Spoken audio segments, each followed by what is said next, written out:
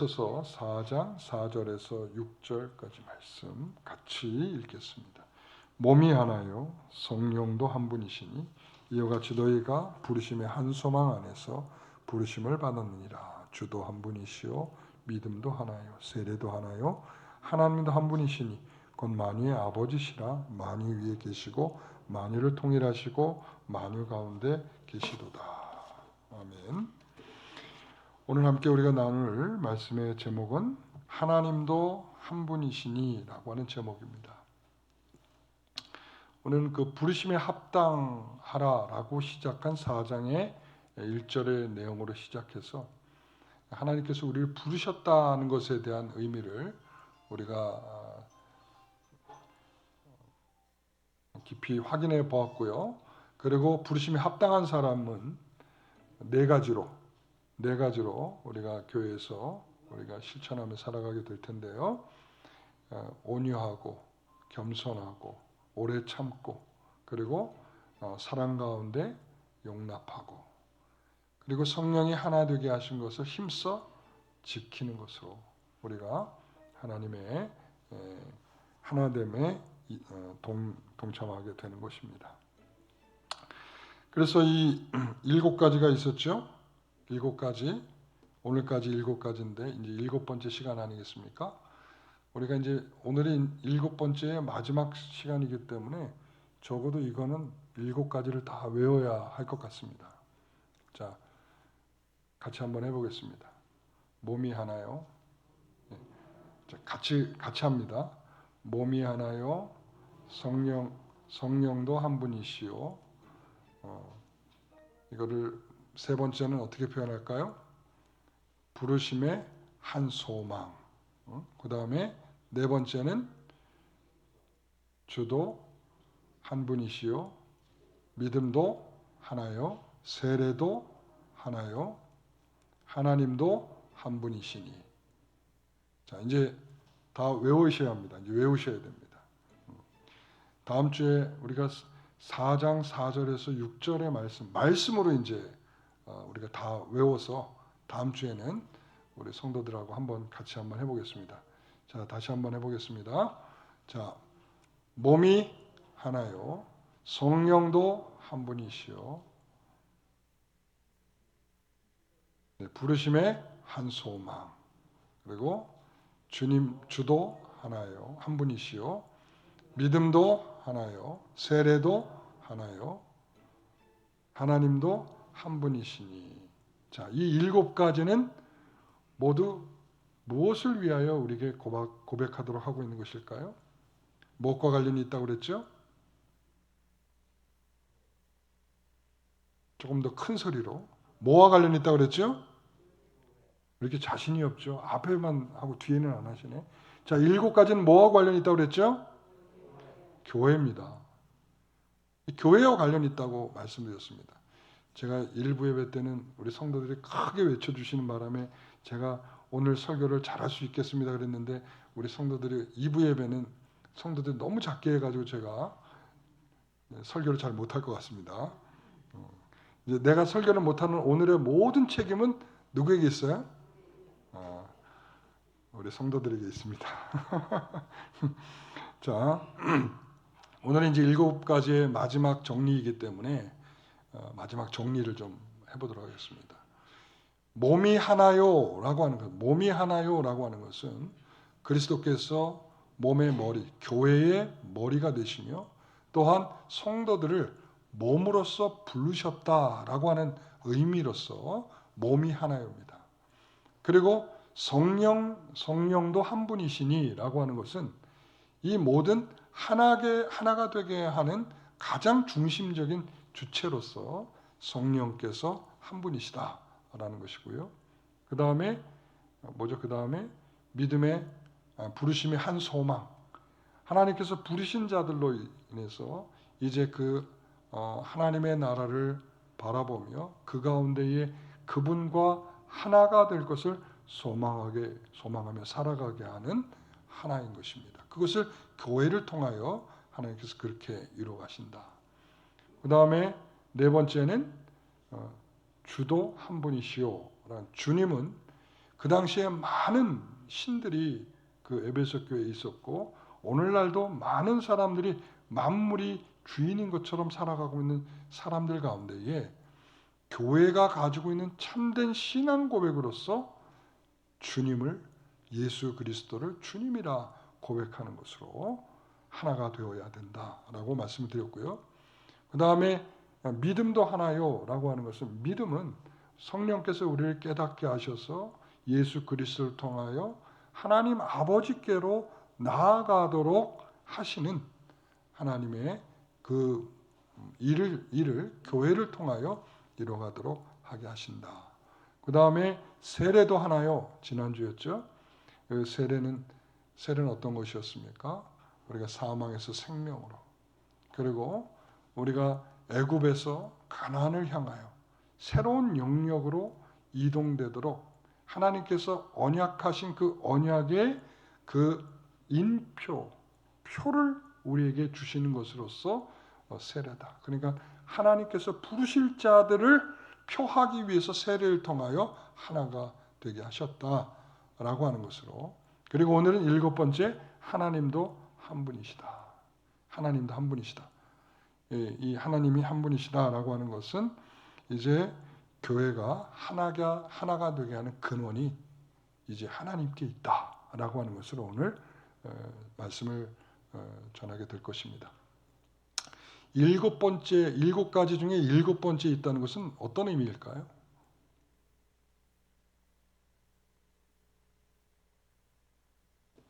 네?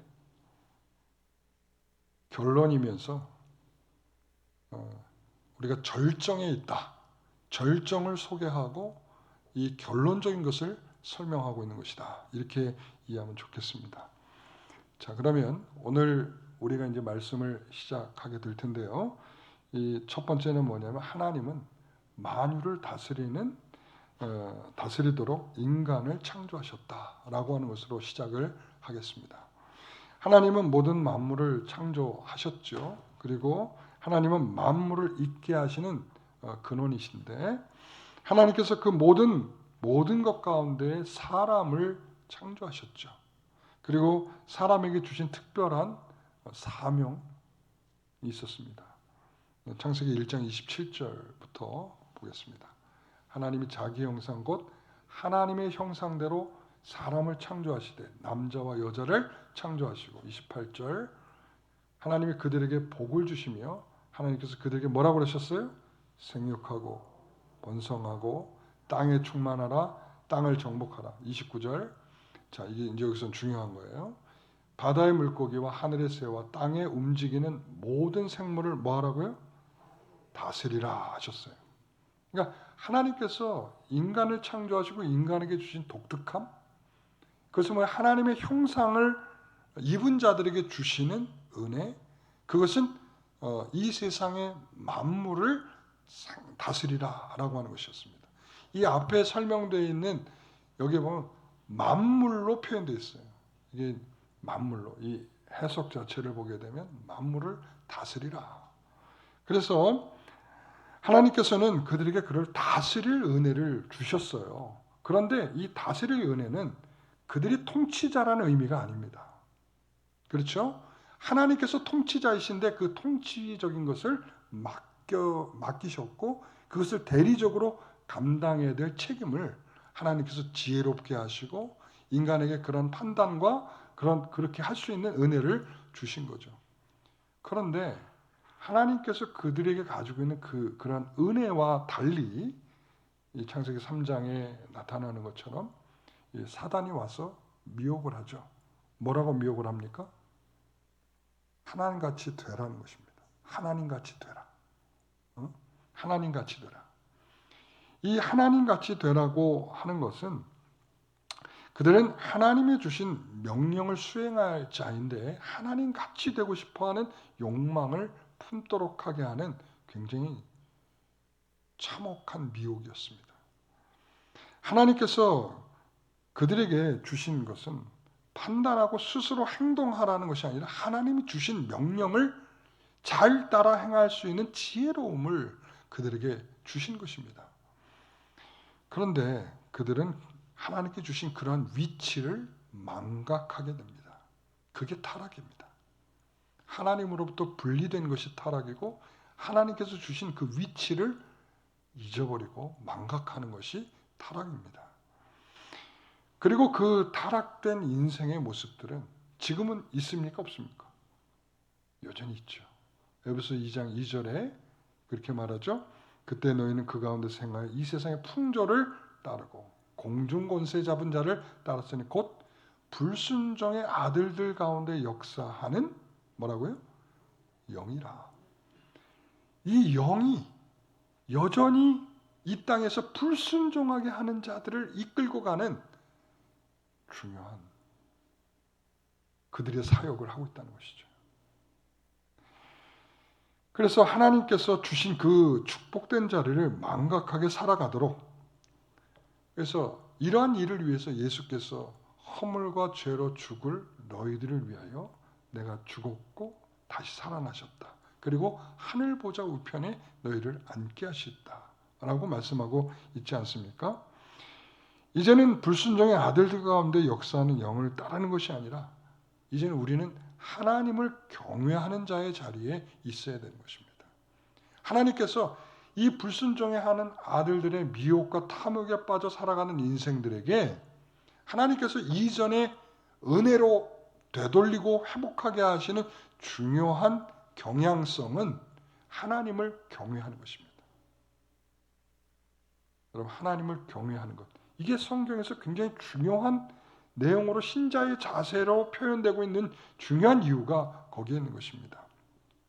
그럼 어떻게 하나님께서 다스리는 자리를 회복하도록 하게 하는 것일까?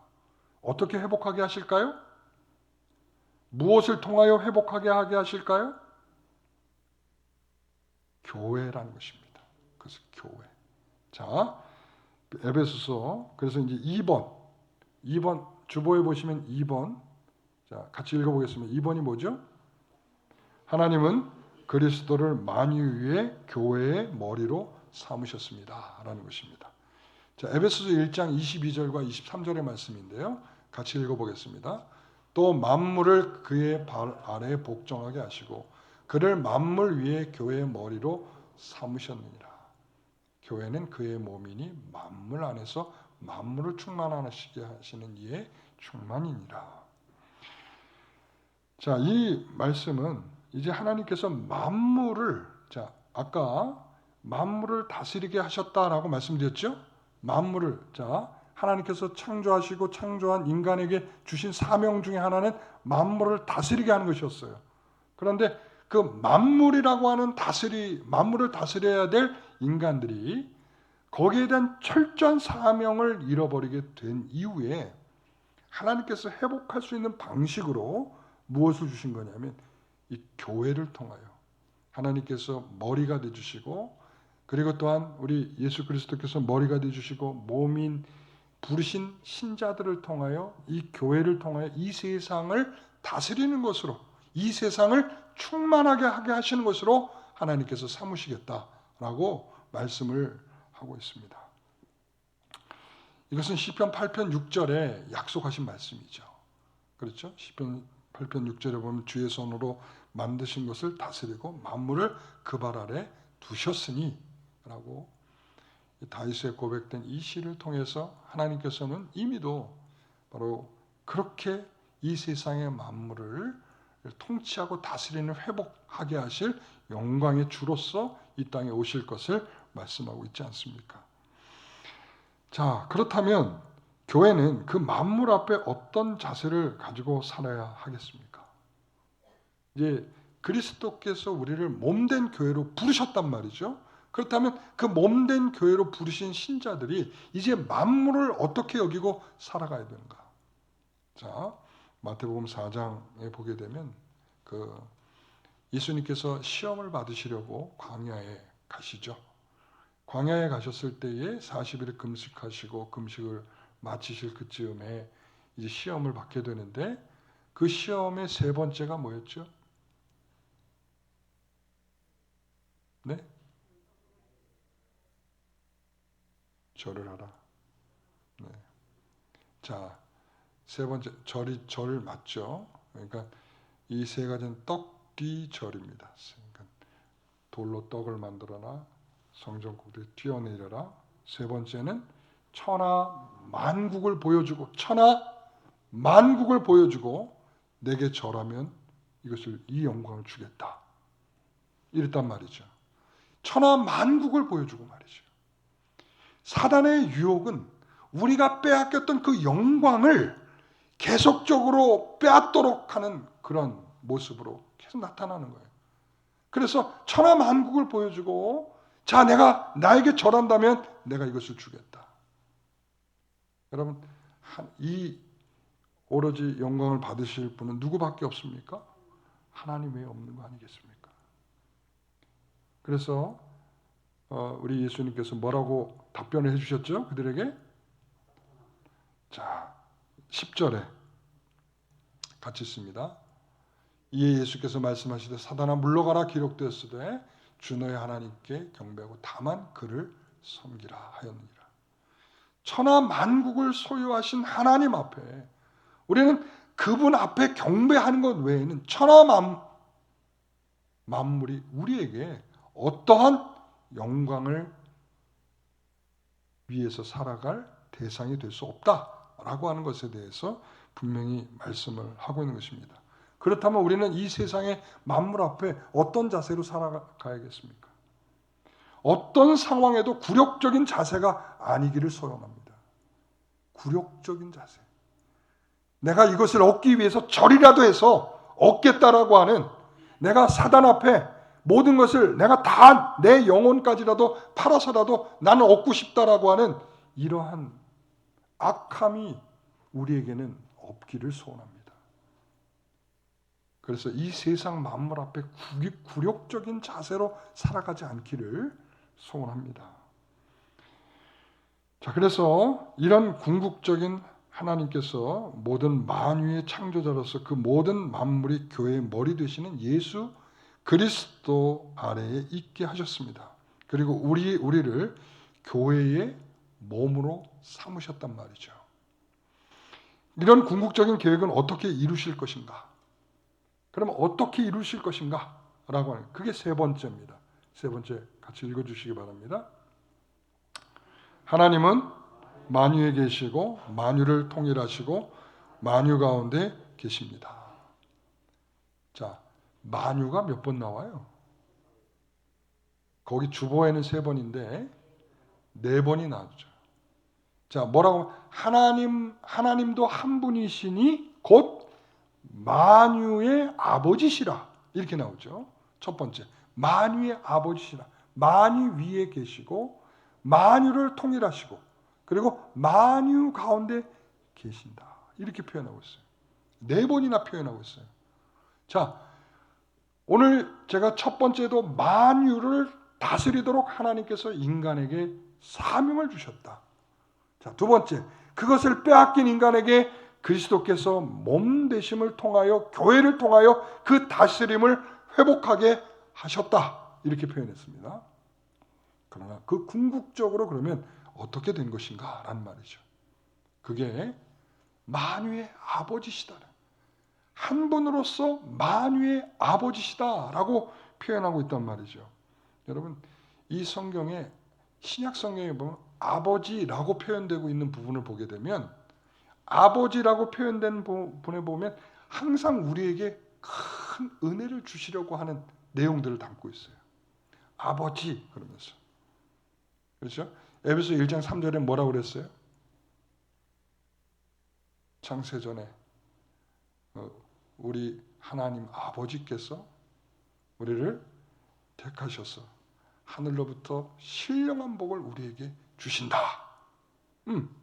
아버지께서는 우리에게 신령한 복을 주실 분이다 라고 표현할 때, 그리고 이 사도 바울이 편지를 쓸 때 앞부분에 우리 하나님 아버지께서 은혜와 평강을 우리에게 주신다 이렇게 표현하고 있고요. 그리고 기원의 부분에 기도할 때 하나님 하늘에 계신 우리 아버지라고 표현할 때, 이처럼 아버지라고 표현되고 있는 부분에 보게 되면 하나님께서 우리에게 아버지로서 가장 좋은 것으로 주시는 분으로서 소개하기 위해서 아버지로서, 그리고 그 아버지에게 간청하고 있는 자녀의 입장으로서 표현하고 있는 것이죠. 여러분, 하나님은 한 분으로서 그분은 어떤 분이라고요? 아버지래. 만유의 아버지시라는 거예요. 만유. 여러분, 여기서 만유가 4번 정도 나오는 거 보니까 만유가 중요할 것 같아요? 안 중요할 것 같아요? 딱 봐도 중요하겠죠? 그렇죠? 이게 얼마나 입체적인 표현입니까? 그래서 이 4가지는, 자, 여러분, 판톤이라고 표현을 해요. 판톤, 파신. 이게 이제 헬라어에서는 이렇게 표현을 해요. 4번에 걸쳐서. 이 소유격이에요. 무슨 소유격이냐면, 이게 남성이 있고 여성이 있고 중성이 있어요. 그런데 여기에는 남성일 수도 있고 중성일 수도 있어. 그러니까 남성일 때와 중성일 때가 의미가 달라져. 그러니까 왜 달라지냐면, 남성일 때는 의미가 어떻게 되면, 여기에 만유 위에 이렇게 표현되어 있지만 이것은 믿는 자들 위에 이렇게 표현해야 돼. 이게. 그러나 이게 중성으로 표현되면 무슨 의미냐면 만물 위에 이렇게 돼. 만물의 아버지 이렇게, 만물의 근원 이렇게 표현되는 거예요. 그러니까 해석 자체가 이게 남성이냐 아니면 중성이냐에 따라서 해석이 굉장히 달라지기 때문에 우리는 이 부분에 대해서 중요하다. 그래서 왜 중요하냐면, 처음에 만물을 다스리도록 하나님께서 하셨단 말이에요. 그 만물을 다스리도록 한 것을 실패한 인간들에게, 그리고 하나님께서 만물을 통치하고 다스리도록 교회의 머리가 되주셔서 몸으로 우리를 부르셔서 다시금 통치하도록 다스리도록 하나님께서 은혜를 주시는데, 그 근거가 뭐냐? 그분이 모든 만물의 아버지시로서 우리에게 그 근거를 제시하고 있다. 여러분, 만물을 통치하실 분은, 그것을 창조하신 하나님 외에는 누가 가능하겠습니까? 여러분, 이게 여기서 사용되고 있는 게 이런 표현이에요. 위에 지나서 이 안에 있는 모든 공간 속의 안에, 이런 뜻이야. 그러니까 위에 지나서 안에 있는 모든 공간 속에 하나님께서 입체적으로 그들과 함께 계시다라고 하는 중요한 표현을 하고 있는 거죠. 모든 만물 가운데에 하나님의 손길이 미치지 않는 것은 없다. 모든 만물은 하나님으로부터 났고 하나님으로부터 이 땅에 존재하고 있다라는 것이죠. 하나님의 통치 아래 있고 하나님의 다스림 속에 있다. 그러니까 두려워하지 말라. 우리 그렇게 말씀하고 있는 거죠. 여러분, 코로나19 바이러스 요즘 얼마나 두렵습니까? 그렇죠? 걸리지 않으려고 우리가 얼마나 애를 쓰고 있습니까? 여러분, 조심하십시오. 그러나 그 만물 가운데 코로나19는 없나요? 만물 가운데 코로나19는 있습니까? 없습니까? 있습니까? 없습니까? 있겠죠. 만물 위에 계시는 하나님, 만물 가운데 코로나19 바이러스. 여러분, 하나님의 통치와 다스림 속에 있는 것이라면 우리는 그 하나님의 통치와 다스림과 그리고 통일되게 하시는 것과 그 가운데 계시며 함께 우리에게 역사하고 계시는 그 사실에 대하여 우리는 좀 더 확실한 믿음을 갖고 있어야 될 것입니다. 도망친다고 해서 도망칠 수 있는 것이 아니라, 우리 스스로 해결할 수 있어서 해결할 수 있는 것이 아니라, 하나님께서 우리를 지키지 않고 우리를 보호해 주시지 않는다면 우리는 그 가운데 보호될 수 없다는 것을 기억하십시오. 왜? 그 만물에 통치하시는 하나님이 우리에 대하여 통치하실 뿐만 아니라 또 그것을 위하여 우리 교회를 통하여 이 세상을 통치하고, 여러분, 그래서 우리가 세상의 중요한 마지막 보루가 아닌가, 좀 그렇게 생각을 합니다. 여러분, 우리에게 이 일을 겪으면서 우리가 코로나19 때문에 얼마나 하나님 앞에 기도하고 있습니까? 기도하시죠? 나만을 위해 기도하는 것이 아니라 이 세상에 있는 교회를 위해서 기도하고, 그리고 또한 이 세계에 있는 모든 코로나19로 시달리고 있는 모든 세상을 위해서 기도하고 계시잖아요. 그렇죠? 하나님께서 우리에게 다스림을 주셨다라고 하는 그 사명이 우리에게끔 뭐 하도록? 하나님께 은혜를 구하고 하나님의 뜻을 구하게 하는 기도하는 성도로서 나아가도록 안내하고 있지 않습니까? 여러분, 그래서 이것을 왜 에베소 교회에서는 이것을 강조하고 있는 것일까? 만유의 아버지시고 만유 위에 계시고 만유를 통일하시고 만유 가운데 계신다. 이 사실을 왜 이렇게 강조하고 있을까요? 이런 비슷한 내용이 어디에 나올까요? 로마서 11장에 나오고 고린도전서 8장에 나오고 그리고 에베소서에 나옵니다. 왜 다른 데보다 거기에 있을까? 왜 로마서에 고린도전서에 왜 에베소서에 있을까요? 당시에 그 신이라고 불려지던 뭐 제우스라든가 아르데미우스라든가 여러 신들이 당시에 굉장히 숭배를 받는 중요한 이유 중에 하나가 뭐냐면 그들이 이 만물을 창조한 자들로 여겨지는 경우들이 있어요. 그래서 실제적으로 제가 그 책들을 이렇게 보니까 그런 내용들이 지금 여기에 표현되어 있고 있는 이 표현의 내용이 아르데미우스에게도 그대로 표현돼요. 그는 지하 세계를 창조하고 이 만물을 창조한 자인데 그에게 그런 영광성을 돌리고 있더라고요. 그러니까 이 에베소 성도들은 이 내용들이 굉장히 익숙한 내용인 거예요. 왜 그런가 하면 그들이 계속적으로 이 내용을 다른 신들을 숭배하는 내용들로서 계속적으로 듣고 있었고 이해하고 있었고 그들의 무의식적 사상 속에는 항상 이 세상을 있게 한 근원들은 이 신들이다 생각을 하고 있는 거죠. 그러니까 그런 신들 가운데에 있는 그들에게 이제 교회가 세워지고 에베소 교회가 세워지고 에베소 교회를 통하여 이제 복음이 들려지면서 하나님은 어떤 분이시냐? 너희들이 갖고 있는 잘못된 사상과 생각을 완전히 뒤바꿔주는 표현이죠. 그래서 로마서라든지 고린도전서라든지 에베소서에 나오는 이러한 신들이 더 왕성하게 나타났던 지역들이죠. 그렇기 때문에 그런 신들의 숭배 사상들이 있는 그들 안에 이러한 믿음의 고백이죠. 너희들은 지금 아르데메우스가 아니고 제우스가 아니고 누구라는 거예요? 하나님이시라는 거죠.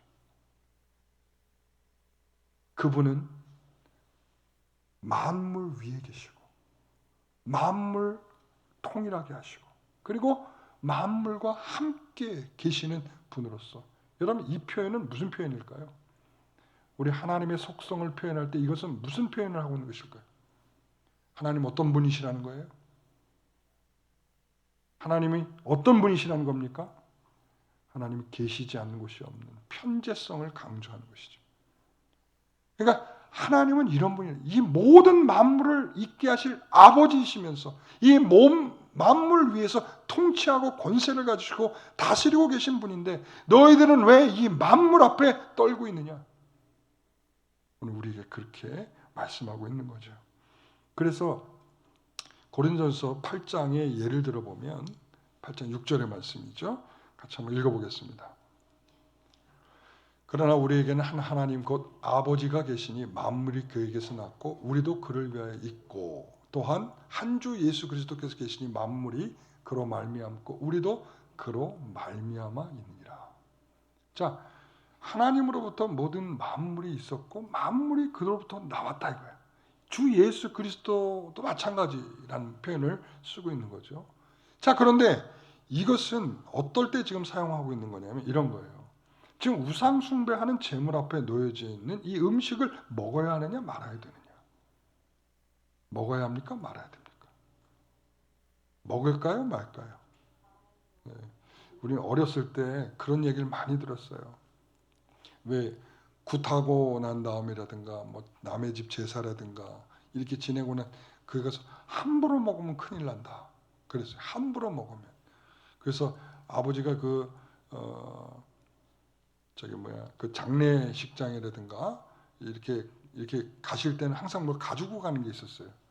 난 그걸 왜 가져가는지 모르겠는데 그 오징어뼈인가요? 다 신실한 신자로서 아무것도 몰라.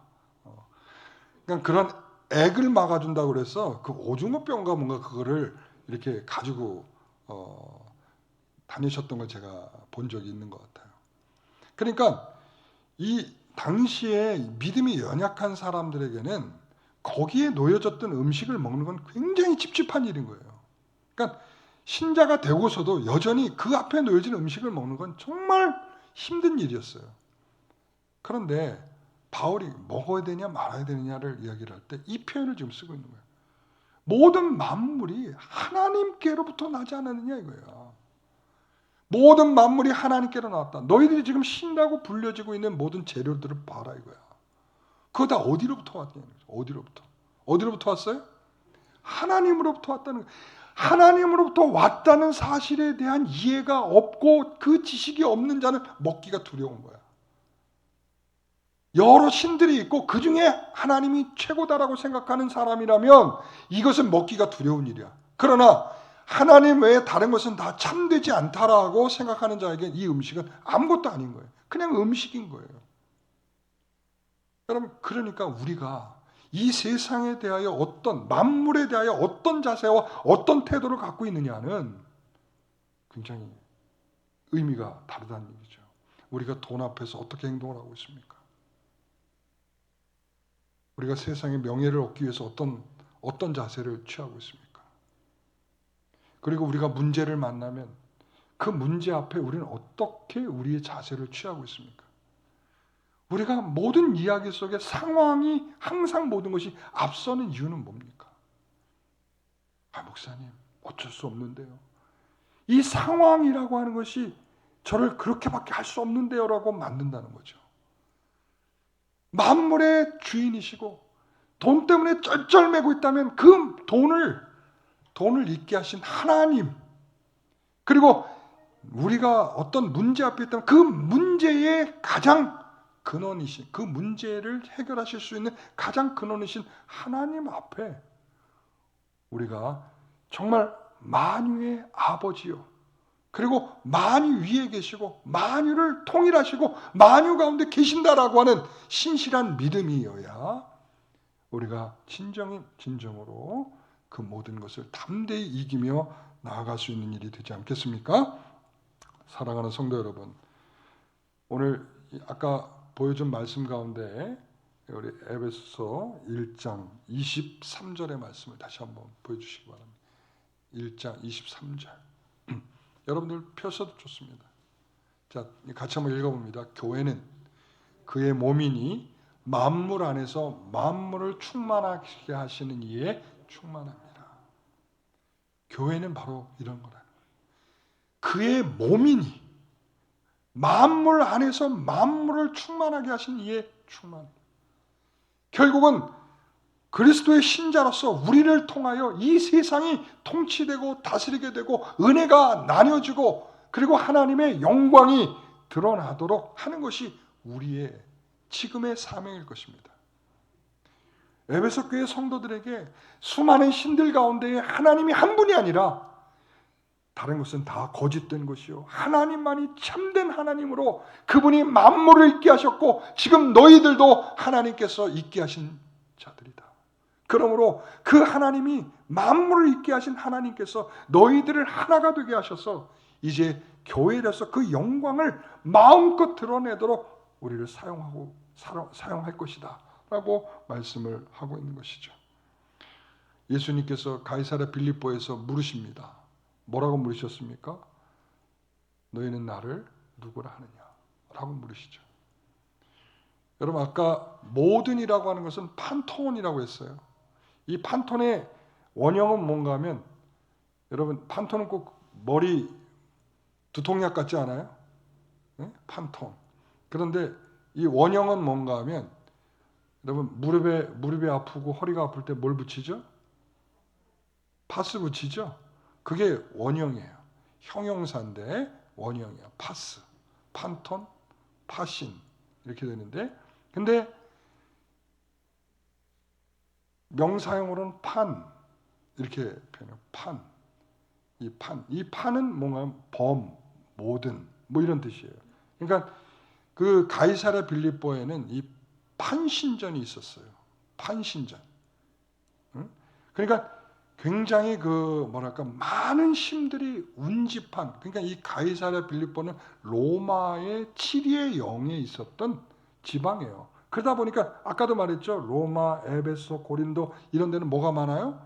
이런 신들이 굉장히 많단 말이에요. 이 가이사랴 빌립보에 마찬가지로 여기에는 단이라고 하는 곳에 가까이 있다 보니까 단에서도 우상 숭배가 많이 일어났던 지역이기도 하지만, 거기에는 이제 판신전이 있다 보니까 이 판신전이라고 하는 것은 굉장히 많은 신들이 움집해 있는 장소이기도 하거든요. 그런 지역에서 예수님께서 물으신 거죠. 나를 누구라 하냐? 주는 그리스도시요 살아계신 하나님의 아들이십니다. 결국은 우리는 이처럼 주님께 지금 질문을 받고 있는 거예요. 너희는 나를 누구라고 생각하냐? 너희는 도대체 이 세상의 만물 앞에 눈에 보이는 효용적 가치와 이익이 없냐, 이익이 있느냐라고 하는 것 때문에 너희들이 신앙생활하는 것처럼 보이는데, 과연 너는 이 모든 만물, 너희들이 보고 있는 모든 만물 앞에 나는 과연 누구냐? 정말 만유의 아버지시냐? 만유 위에 계신 권세와 능력을 가지고 계신 분으로 보고 있는 거냐? 이 만물을 통일하게 하시는 그 통일하시는 주의 은혜가 있다라고 믿고 있는 거냐? 이 만물 안에 계시며 이 만물을 역사하고 계시는 하나님이라고 믿고 있는 거냐? 여러분, 우리는 이 질문 앞에 답을 해야 될 것 같습니다. 우리가 하나님께서 우리를 하나로 만드신 것은, 하나로 우리를 인도하시는 것은, 우리가 참된 한 분의 하나님 아래, 그 통치 아래, 그 통치를, 대리적 통치를 감당하며 다스리며 그 영광을 위하여 살아갈 우리로 삼으셨다는 사실을 기억하면서 오늘 우리는 이 은혜를 생각하며 우리에게 던져진 질문을 우리 답해야 할 것 같습니다. 기도하겠습니다. 하나님 아버지, 감사합니다. 세상이 우리를 두렵게 만들고 있습니다. 실제적으로 나에게 무슨 유익이 있느냐? 물질 만능에 우리가 세상의 풍조에 밀려 어느덧 우리가 그렇게 살고 있습니다. 만유가 우리에게 크게 보입니다. 이 만유가 우리에게 크게 보여 우리가 하나님이 그 위에 계시다는 사실을, 하나님이 그 안에서 역사하고 계시다는 사실을 놓치고 있는 채 여전히 타락한 인간의 망각의 늪에 빠져 하나님에 대한 신실한 믿음을 잃어버리고 살아가고 있습니다. 하나님, 저희들을 제대로 인도하여 주시고 우리를 몸으로 삼으셔서 이 세상에 참으로 충만하게 하시는 역사를 위하여, 만물을 충만하게 하시는 일을 위하여 우리를 부르셨는 줄 믿습니다. 하나님, 우리가 이 일 앞에 신실한 성도들이 되게 하여 주옵소서. 그리고 만물 앞에 덜덜 떨고 두려워하는 자가 아니라 정말 하나님이 주신 그 놀라운 통치와 다스림을 통하여 우리가 하나님을 신뢰하며 담대하게 나아가는 우리가 되게 하여 주시옵소서. 예수님의 이름으로 기도하옵나이다. 아멘. 모두 일어나